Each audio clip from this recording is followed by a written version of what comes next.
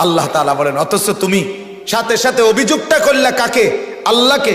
না বান্দা, তোমার ভাবা উচিত ছিল প্রত্যেকটা মুসিবত, প্রত্যেকটা পেরেশানি, প্রত্যেকটা যন্ত্রণা, প্রত্যেকটা অসুস্থতা, প্রত্যেকটা বিপদ আল্লাহ কোরআনের বহু জায়গায় বলছে আমার গুনার কারণে, আমার গুনার কারণে, আমার গুনার কারণে।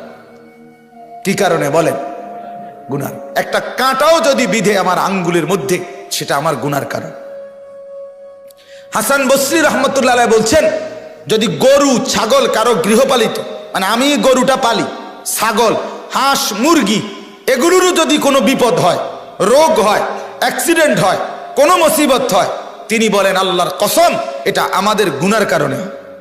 কারণ গরুর গুনাহ কি? কথা কয় না। ছাগলের গুনাহ কি? হাঁস মুরগির কি গুনাহ? তাহলে ওটার ঠ্যাং ভাঙলো কেন? ওটার এই পেরেশানি হলো কেন?